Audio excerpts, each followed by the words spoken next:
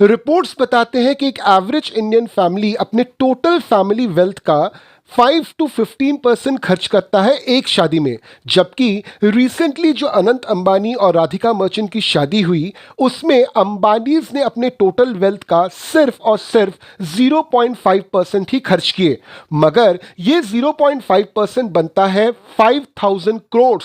Amount इतना ज्यादा है कि इससे वर्ल्ड का जो सबसे कॉस्टली अवार्ड फंक्शन है that is Oscars, 10 Oscars conduct किए जा सकते थे, फिर भी शायद पैसा बच जाता। अब उनका पैसा वे जाने, मगर आपको और मुझे तब फर्क पड़ता है जब सोशल मीडिया बार बार हमको बताता है कि इस शादी के खर्चे को उठाने के लिए जियो के टैरिफ बढ़ा दिए गए। मगर भाई साहब, ज्यादा खुश होने की जरूरत नहीं है इस बात को सोचकर कि आपके पास जियो का कनेक्शन नहीं है। जियो नहीं है फिर भी आप एयरटेल या फिर वोडाफोन इंडिया के तो कस्टमर हो ही। चेक करके देखिए, आपका भी टैरिफ बढ़ चुका है। मॉरल ऑफ द स्टोरी, आपके खर्चे बढ़ गए, आपका इनकम नहीं बढ़ा। अब लोग कहेंगे कि खर्चे तो हमेशा बढ़ते हैं, इनकम थोड़ी ना हर दिन बढ़ता है। मगर आपको दिलासा कैसे मिले? आपका जो बजट था वो तो गड़बड़ा गया ना। तो गड़बड़ी हुई कहां से? आज के जमाने में 3 major private telecom service providers हैं, Reliance Jio, Bharti Airtel, Vodafone India Limited. इन्होंने अपना टैरिफ बढ़ा दिया है 10 से लेकर 25% तक। ऐसा टैरिफ लास्ट बढ़ा था नवंबर 2021 में। जियो का टैरिफ बढ़ा है करीबन 12 से 25%, एयरटेल का बढ़ा है 11 से 21% और वोडाफोन का टैरिफ बढ़ा है नियरली 23%। टैरिफ बढ़ने के बाद ऑब्वियसली लोग तो बौखला गए। अब शिकायत किससे करें? तो शिकायत हम करते हैं telecom regulatory authority of India यानी कि ट्राई को। अब देखिए ट्राई ने इसका जवाब क्या दिया। ट्राई ने बोला कि ये जो हाइक है that is with in prescribed regulatory framework and it is essential for financial viability of the sector. Try का यह भी कहना है कि नई नई टेक्नोलॉजीज आ गई हैं, 5G, 6G, IoT, M2M, जिसके वजह से इंडस्ट्री 4.0 स्टेज में है। तो इतने इंपॉर्टेंट ग्रोथ के कारण ऑब्वियसली टैरिफ तो बढ़ेगा ही। तो गवर्नमेंट इस टैरिफ बढ़ने के डिसीजन में कोई भी इंटरफेरेंस नहीं करेगी। सीधी सी बात, ट्राई ने अपना पल्ला पूरी तरह से झाड़ लिया है। तो अब बचते हैं आप और मैं जैसे लोग जो जियो, एयरटेल या फिर वोडाफोन के सब्सक्राइबर हैं। तो हम क्या करेंगे? हमारे पास एक औजार है, एक औजार जिसको हमने सीख लिया है during the time of Covid, और वो है सोशल मीडिया। तो हमने सोशल मीडिया में जाकर कुछ हैशटैग्स को ट्रेंडिंग में डाल दिया, जैसे हैशटैग जियो बॉयकॉट, हैशटैग BSNL की घर वापसी। अब चलिए, एक्साइटमेंट में हमने ये कर तो दिया, मगर पहले हम समझते हैं कि आखिर ये हाइक हुआ क्यों। एयरटेल ने क्लियरली बोला था कि अगर हमको प्रॉपर्ली सर्विसेज देनी है, एक healthy financial business model run करना है और साथ में नेटवर्क टेक्नोलॉजी और स्पेक्ट्रम का खर्चा कर अगर हमको एक मॉडेस्ट रिटर्न ऑन कैपिटल चाहिए तो हमारा ARPU होना चाहिए मिनिमम ₹300। ARPU का मतलब होता है एवरेज रिटर्न पर यूजर, यानी कि एक टेलीकॉम कंपनी अपने यूजर से औसतन कितना पैसा कमाती है। टेक्नोलॉजी का अपग्रेडेशन हुआ है, आपको मुझको 5G की टेक्नोलॉजी चाहिए, कुछ दिनों बाद 6G चाहिए, हमको फास्ट इंटरनेट चाहिए, हमारा पूरा काम इंटरनेट बेस्ड है, खर्चा तो करना ही पड़ेगा। तो एयरटेल का डिमांड खराब कहां पे है? इस हाइक से पहले ARPU था ₹191, अब ये बन चुका है ₹220, यानी कि 15% का ARPU हाइक है। अब इस हाइक के चलते सामने आ जाता है वापस से BSNL के एम्प्लॉय यूनियन ने एक लेटर लिखा to the union communication minister Jyotiraditya Scindia, और उस लेटर में उन्होंने बोला कि ये जो रीसेंट टैरिफ हाइक है ये एक अनवांटेड हाइक है। जियो जब मार्केट में आया तो उसने इंटरनेट को फ्री कर दिया, लोगों के पास फ्री में इंटरनेट आ गया तो लोगों को चस्का लग गया। जियो को जब ये समझ में आया कि लोगों को चस्का लग चुका है फ्री इंटरनेट का, तो धीरे से उसने इंट्रोड्यूस कर दिया इंटरनेट पे चार्जेस। ये जो वक्त था उस समय के टेलीकॉम ऑपरेटर्स के लिए एक बहुत बड़ा चैलेंज था।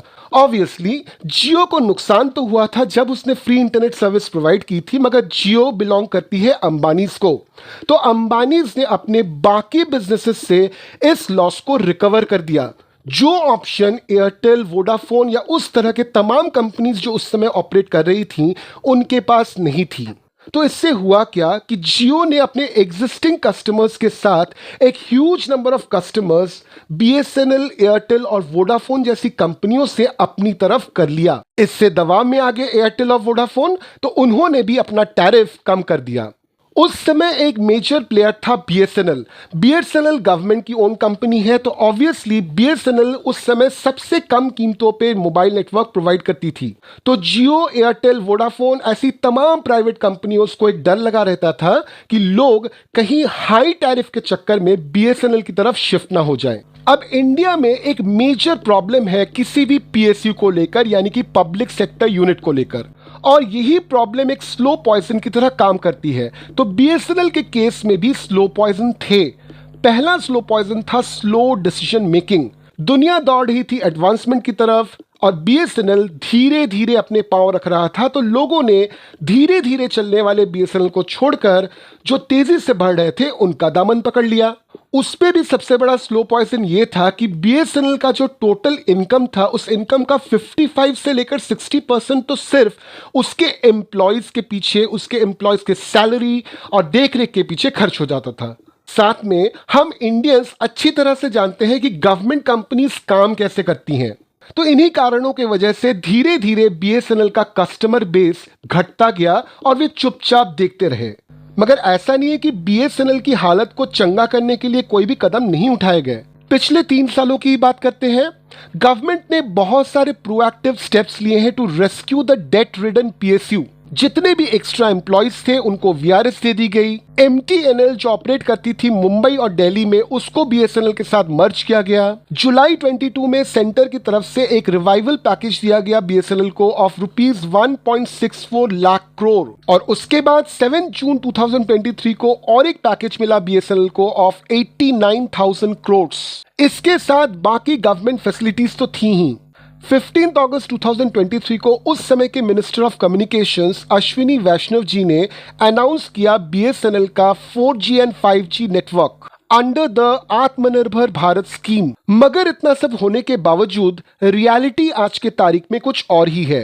10 जून 2024 का इंडियन एक्सप्रेस कहता है कि बीएसएनएल ने 2.3 मिलियन कस्टमर्स को in the month of March 2024 lose किया। अब लूज करने में बीएसएनएल अकेला नहीं था, उसके साथ वोडाफोन इंडिया लिमिटेड भी था, जिसने भी 0.68 मिलियन कस्टमर्स को लूज किया इन मार्च 2024। अब ये कस्टमर्स गए कहां पे? ऑब्वियसली ये चले गए जियो और एयरटेल को। जियो ने गेन किया 2.14 मिलियन कस्टमर्स इन मार्च 2024 और एयरटेल ने गेन किया 1.76 मिलियन न्यू कस्टमर्स इन मार्च 2024 अलोन। बीएसएनएल का प्लान था कि पैन इंडिया वो 4G सर्विसेज लॉन्च करेंगे इन द मंथ ऑफ अक्टूबर 2023, मगर ये टाइमलाइन कभी मीट ही नहीं हुई। बीएसएनएल के एम्प्लॉय यूनियन का कहना है कि delivery and instalment of 4G equipment जो करने वाला था टीसीएस, उसने इनऑर्डिनेटली इस चीज को डिले कर दिया। सारा बवाल ही एआरपीयू को लेकर था। बीएसएनएल का एआरपीयू है 60.61 रुपीज। आज से अगर हम मिनिमम 10 या 15 साल पीछे चले जाएं तो उस समय इंडिया में बहुत सारे टेलीकॉम ऑपरेटर्स थे। इतने सारे ऑपरेटर्स के मार्केट में रहने से होती थी एक जबरदस्त तनातनी इस बात को लेकर कि किसके पास कितने कस्टमर्स हैं। और कस्टमर्स को जीतने का सिर्फ 2 ही तरीका है, एक अपना टैरिफ घटाओ और दूसरा अपने सर्विसेज बेहतर करो। मगर आज की तारीख में बच गए हैं सिर्फ 4 ऑपरेटर्स। एक है गवर्नमेंट की पीएसयू बीएसएनएल जो अभी भी 3G के चक्कर में ही फंसी हुई है। 4G और 5G इसका कब लॉन्च होगा, कब ये सर्विसेज मजबूत होंगे, किसी को कोई आइडिया नहीं है। और बाकी बचे जियो, एयरटेल एंड वोडाफोन। तो इन्होंने इस मौके का फायदा उठाकर अपने टैरिफ्स बढ़ा दिए। अब जैसे मैंने आपको शुरू में कहा था कि एआरपीयू चाहिए इन कंपनीज को 300 रुपीज। अभी फिलहाल जो एआरपीयू है वो ऑन एन एवरेज बनता है रुपीज 220। तो एज अ मिडिल क्लास आप अपनी कमर कस लीजिए। जब तक ये कंपनीज अपनी एआरपीयू को 220 से बढ़ाकर 300 तक नहीं पहुंचा लेती, तब तक time to time tariff hike होता रहेगा। तो आप क्या करोगे? देखिए, आपके पास कुछ सीधे सीधे ऑप्शंस हैं। पहला ऑप्शन है कि आप स्मार्टफोन मत यूज कीजिए, ना रहेगा बांस ना बजेगी बांसुरी। स्मार्टफोन आप यूज नहीं करोगे, इंटरनेट का खर्चा आपका बच जाएगा, टैरिफ चाहे जितना भी बढ़ता रहे आप पे कुछ खासा असर नहीं पड़ने वाला। मगर आप ये नहीं कर पाओगे। दूसरा ऑप्शन आपके पास ये है कि स्मार्टफोन यूज कीजिए मगर इंटरनेट का यूज कम कर दीजिए। अब आप उससे ये बोलोगे कि इंटरनेट का यूज कम करें तो कैसे? पढ़ाई में भी इंटरनेट लगती है, एंटरटेनमेंट के लिए इंटरनेट लगती है, न्यूज़ जानने के लिए इंटरनेट लगती है, अगर आप स्पोर्ट्स देखना चाहते हो तो उसके लिए भी इंटरनेट चाहिए। तो ये ऑप्शन भी आपके किसी काम का नहीं है। हाँ, फिलहाल के लिए आप एक जुगाड़ का इस्तेमाल जरूर कर सकते हैं। वाईफाई का इस्तेमाल ज्यादा कीजिए क्योंकि वाईफाई के चार्जेस नहीं बढ़े हैं। तो फाइनली आप लाख कोशिश कर लीजिए, इस टैरिफ हाइक का इफेक्ट आप पे जरूर पड़ेगा। अगर आप ये सोचते हैं कि बीएसएनएल आपकी कोई मदद कर सकता है तो बीएसएनएल की पूरी कहानी तो मैंने आपको बता दी। बीएसएनएल को तो इस समय खुद मदद की जरूरत है, तो वो आपकी मदद नहीं कर सकता। तो फिर आपकी क्या सोच है इस टैरिफ हाइक को लेकर और आपके क्या सुझाव है इससे बचने के लिए, हमें जरूर कमेंट में बताइए। वीडियो को अपने दोस्तों में शेयर कर दीजिए, वीडियो को लाइक कर दीजिए, चैनल को सब्सक्राइब कर दीजिए और बेल आइकन पे क्लिक जरूर कीजिए। वापस आपसे मुलाकात होगी अगले एपिसोड में। जय हिंद।